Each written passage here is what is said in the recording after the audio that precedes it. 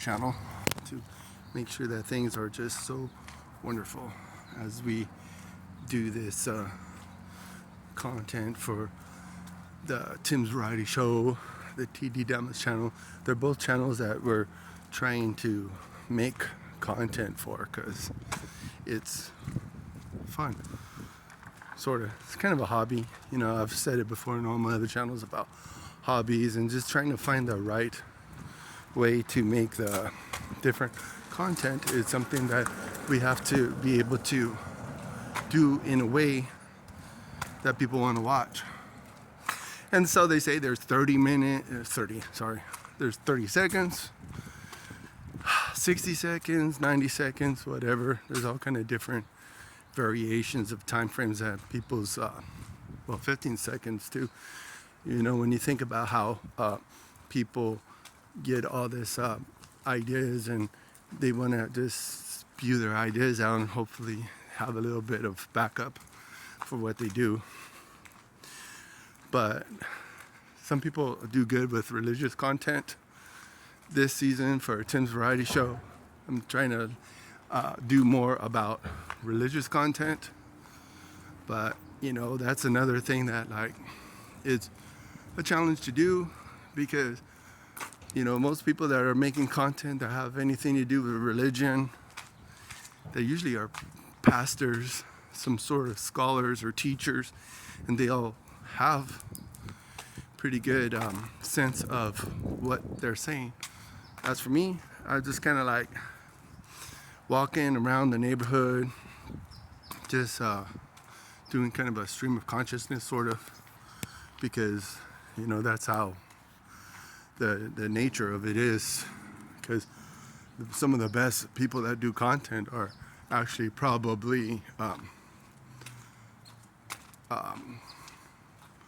writing scripts, writing notes, or they're so familiar with the stuff that when they mention anything, it's like, okay, I do trust them. So if you're one of those people that are just consuming certain people's content, think about it. You're probably doing it because these people pretty much have a good grip on what they have to say and why they're saying what they say. And I respect those people for sure, because it's so respectable to be able to have a good grip on their subject.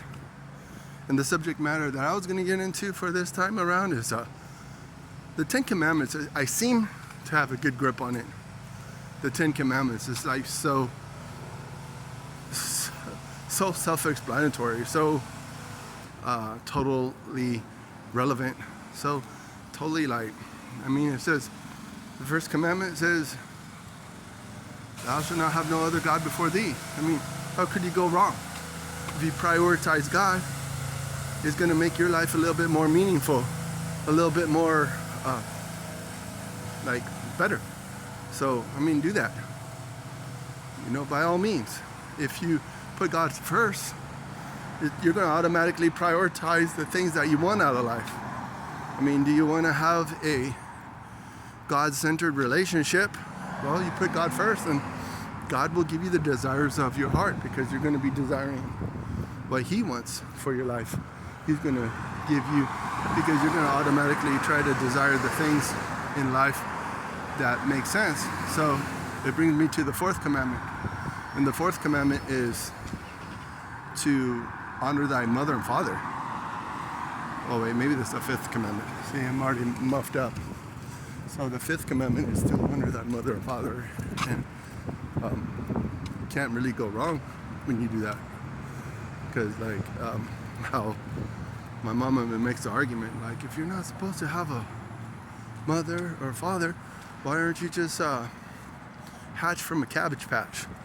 You know, you go down the cabbage patch and then you go pick your baby, and, you know, or the bunny bees. The bunny bees go and pull the baby out of the cabbage patch, and then you'll be like, okay, there we go. See, all you need is to raise yourself, and then everything will just go wonderfully. But that's not the case. You don't raise yourself. You have a mother and a father. mostly. I know that children are born to parents that don't have anything to do with them. But along the way, there's some authority figure in your life that you have to pay attention to. Some authority figure that you need to obey and to trust them. Because you have no choice if they're paying your bills.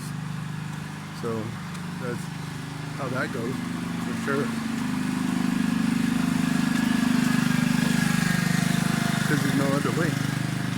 There's no other way in life than to obey the authorities. Well, unless they're telling you to do bad stuff, then obviously you have to have common sense. Is there any common sense these days? I don't know. Probably not.